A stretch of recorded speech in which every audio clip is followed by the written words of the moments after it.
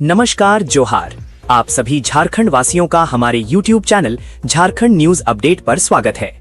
हमारे इस YouTube channel के माध्यम से झारखंड राज्य की हर छोटी बड़ी महत्वपूर्ण खबरों को आप तक सरल और सटीक रूप में प्रस्तुत किया जाता है।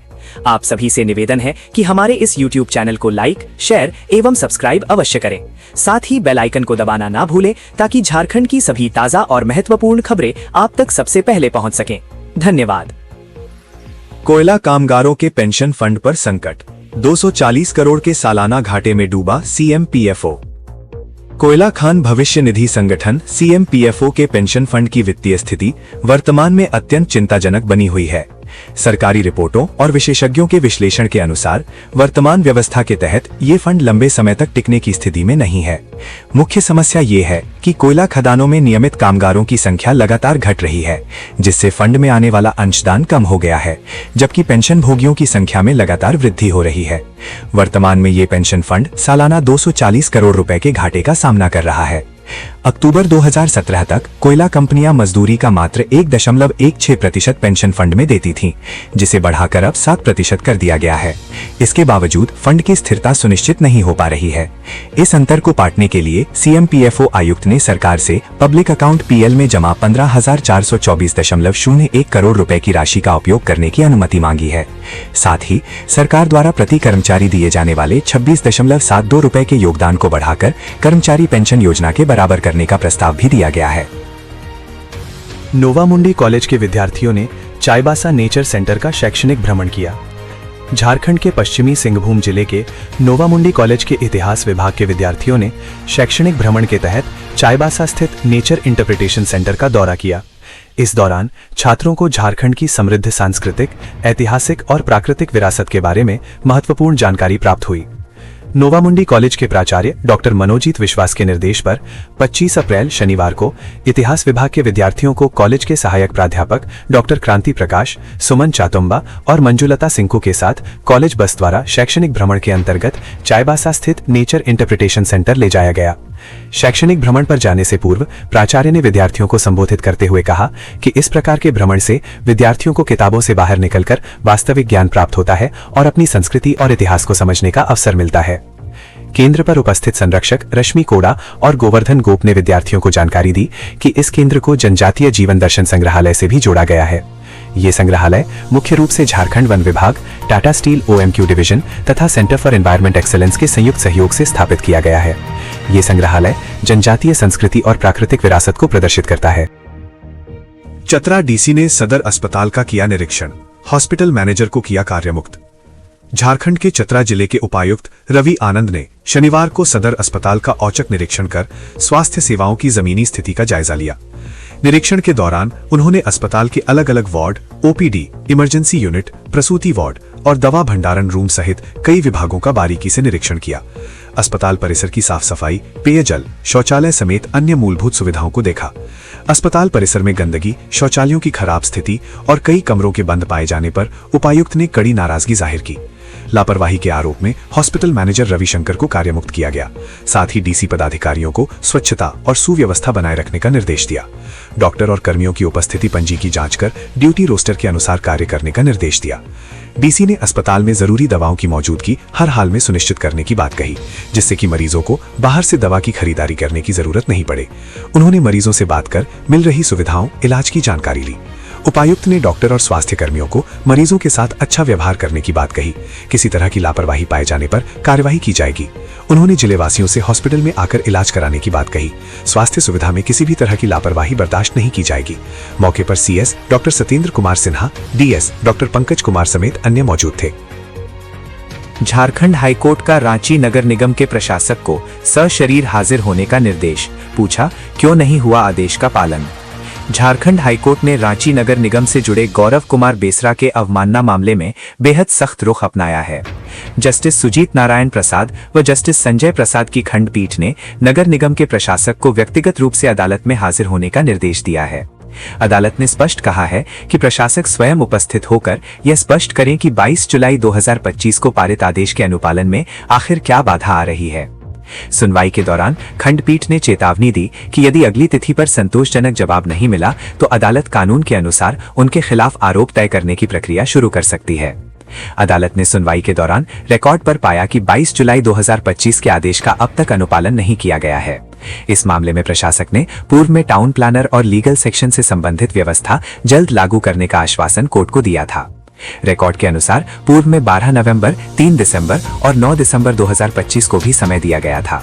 इसके बाद इस वर्ष 24 और 30 मार्च 2026 को भी मौके दिए गए, लेकिन स्थिति में कोई सुधार नहीं हुआ। इसी ढुलमुल रवैये को देखते हुए अदालत ने अब कड़ा रुख अख्तियार किया है।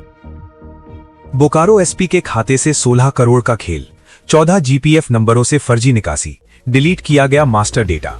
बोकारो में सरकारी कर्मचारियों के बेहद संवेदनशील एम्प्लॉइज मास्टर डेटा में बड़े पैमाने पर छेड़छाड़ का एक ऐसा मामला सामने आया है जिसने राज्य सरकार की नींद उड़ा दी है। इस गड़बड़ी का दो मकसद था। पहला ये कि करोड़ों रुपए की अवैध वित्तीय निकासी और दूसरा कर्मियों की सेवानिवृत्ति की उम्र बढ़ाकर उन्हें लंबे समय तक सेवा में बनाए रखना। महालेखाकार ने इसे अत्यंत गंभीर और असाधारण घटना करार देते हुए राज्य सरकार को पत्र लिखकर उच्च स्तरीय जांच की अनुशंसा की है। महालेखाकार की जांच के अनुसार बोकारो एसपी के नाम से खुले एक बैंक खाते का अवैध इस्तेमाल कर 15.98 करोड़ रुपए उड़ा लिए गए। मई 2017 से नवंबर 2025 के बीच कुल 271 ट्रांजैक्शन के जरिए ये राशि निकाली गई। इसमें यात्रा भत्ते के नाम पर 12.48 करोड़, जीएसटी के नाम पर 2.71 करोड़ और वन कार्य के नाम पर 63 लाख रुपए ट्रांसफर किए गए। चौंकाने वाली बात यह है कि इस एक खाते को 14 अलग अलग जीपीएफ नंबरों से जोड़ दिया गया था, जिनमें से 13 नंबर अन्य लोगों के थे। सुराग मिटाने के लिए जनवरी 2026 में इस खाते को मास्टर डेटाबेस से ही डिलीट कर दिया गया।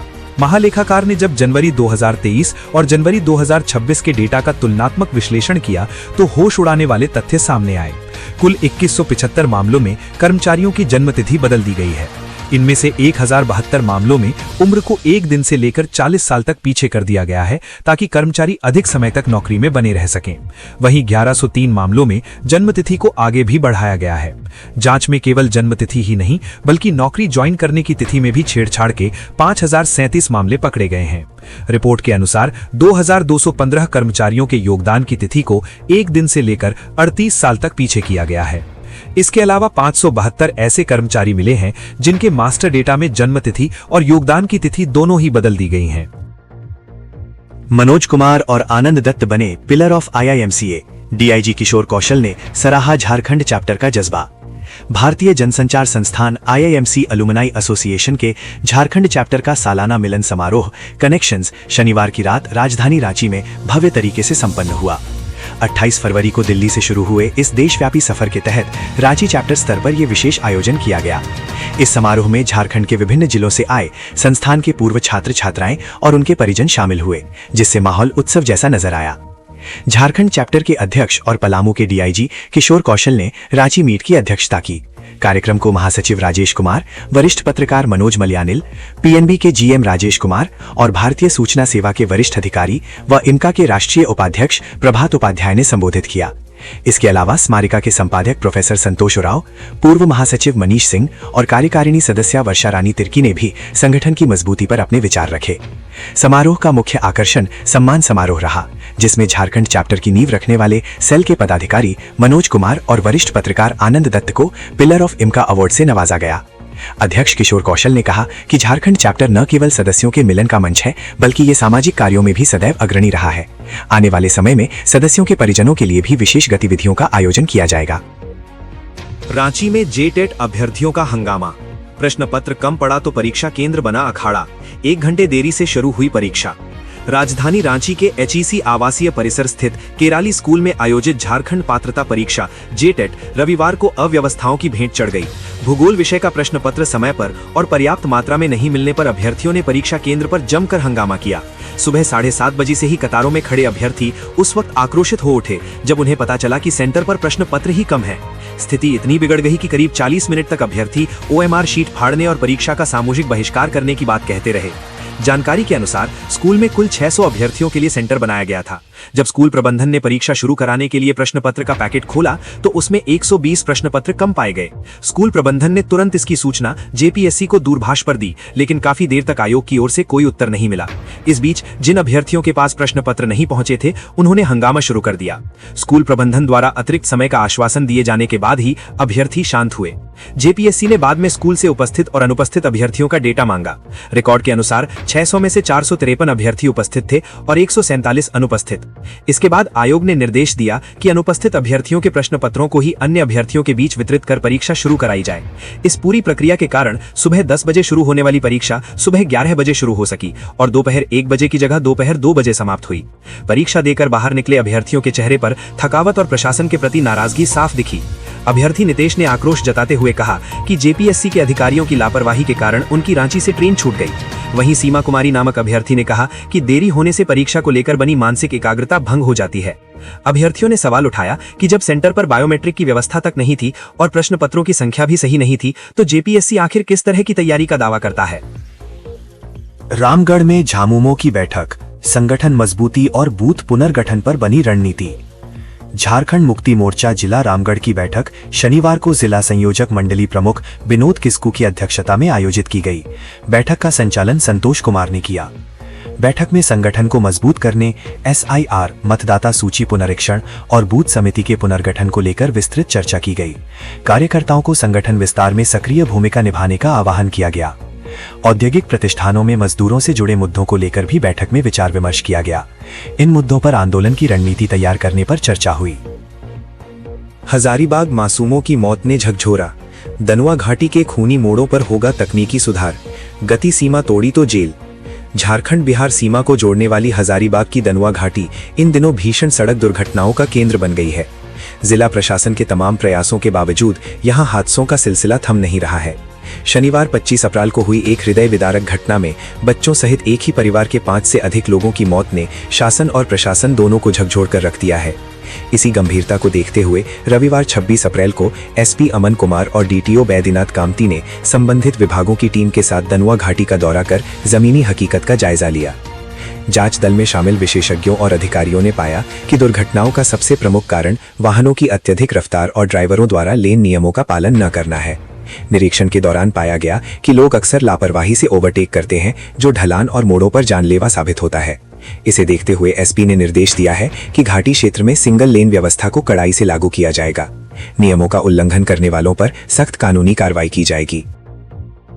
गिरिडीह में मौत बांट रहा था गुपचुप वाला, शाम को खाया, फिर सुबह होते ही 23 पहुंचे अस्पताल, एक मासूम की मौत। गिरिडीह जिला स्थित सदर प्रखंड के लेदा बजेटो गांव में फूड पॉइजनिंग ने भीषण कहर बरपाया है, जिससे 6 वर्षीय एक मासूम की मौत हो गई। इसके अलावा 22 से अधिक लोग गंभीर रूप से बीमार हैं। घटना के बाद रविवार सुबह पूरे गांव में दहशत का माहौल बन गया। प्रशासनिक अमला और स्वास्थ्य विभाग की टीम तुरंत हरकत में आई। जानकारी के अनुसार शनिवार की शाम करीब 5 बजे एक अज्ञात व्यक्ति गांव में ठेले पर गुपचुप और छोला बेच रहा था। गांव के बच्चों समेत कई ग्रामीणों ने उससे चाट खरीदी और खाई। रविवार की सुबह होते होते सभी को तेज बुखार, पेट में असहनीय दर्द, उल्टी और दस्त की शिकायत शुरू हो गई। देखते ही देखते पूरे गांव में अफरा तफरी मच गई। फूड पॉइजनिंग का सबसे घातक असर बजेटो गांव निवासी रिंकू देवी के 6 वर्षीय पुत्र रंजन कुमार पर हुआ। उसकी तबीयत ज्यादा बिगड़ने पर परिजन उसे सदर अस्पताल लाए, जहां इलाज के दौरान उसने दम तोड़ दिया। बेटे की मौत से मां रिंकू देवी का रो रो कर बुरा हाल है और पूरे गांव में शोक की लहर है। घटना के बाद 22 से अधिक बीमार लोगों को एम्बुलेंस और निजी वाहनों से सदर अस्पताल लाया गया, जहां सभी को इमरजेंसी वार्ड में भर्ती किया गया है। मरीजों में 5 साल के बच्चों से लेकर 45 साल तक के बुजुर्ग शामिल हैं। सिविल सर्जन डॉक्टर बच्चा सिंह की निगरानी में सभी का इलाज चल रहा है और स्थिति पर नजर रखी जा रही है। गढ़वा में पीने के पानी का गलत इस्तेमाल करने वालों की अब खैर नहीं, डीडीसी ने दिया कार्रवाई का निर्देश। झारखंड के गढ़वा जिले में भीषण गर्मी के बीच पेयजल की बर्बादी और दुरुपयोग करने वालों के खिलाफ प्रशासन ने कड़ा रुख अपनाया है। उप विकास आयुक्त पशुपतिनाथ मिश्रा ने स्पष्ट किया है कि जल जीवन मिशन की योजनाओं से खेतों की सिंचाई या निजी स्वार्थ सिद्ध करने वालों को बख्शा नहीं जाएगा।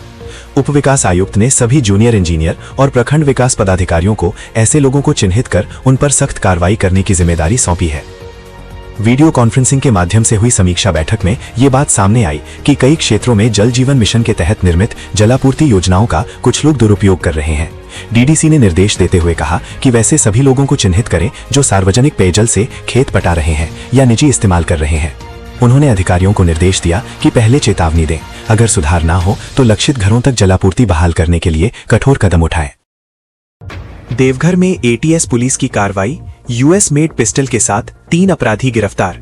झारखंड के देवघर जिले में बेहतर पुलिस रिसर्च का उदाहरण पेश करते हुए एटीएस झारखंड और देवघर पुलिस की संयुक्त टीम ने बड़ी सफलता हासिल की है। 24 अप्रैल 2026 को देवघर नगर थाना कांड संख्या 170/26 के तहत की गई कार्रवाई में 3 कुख्यात अपराधियों को गिरफ्तार कर जेल भेज दिया गया। पुलिस के अनुसार गिरफ्तार आरोपियों में अजीत कुमार पांडे उर्फ अजीत कुमार मिश्रा, पंकज कुमार सिंह और सोनू कुमार सिंह शामिल हैं। जांच के दौरान पता चला कि आरोपी संगठित तरीके से अवैध हथियारों का इस्तेमाल कर आपराधिक घटनाओं को अंजाम देते थे। एटीएस टीम ने रांची में दर्ज प्राथमिकता के आधार पर देवघर पुलिस के साथ मिलकर छापेमारी की। पूछताछ में आरोपियों ने माना कि वे पैसे के लालच में गंभीर अपराधों में शामिल रहे हैं। छापेमारी के दौरान अजीत पांडे के घर से एक देसी pistol made in USA 99 Ankit 7.65 mm की 3 जिंदा गोलियां, 2 मोबाइल फोन बरामद किए गए। वहीं पंकज कुमार सिंह के पास से एक देसी कट्टा और कंपनी का कीपैड फोन और सोनू कुमार सिंह के पास से एक मोबाइल फोन जब्त किया गया। पुलिस ने बताया कि गिरफ्तार अपराधियों का आपराधिक इतिहास भी रहा है और इनके खिलाफ पूर्व में कई मामले दर्ज हैं।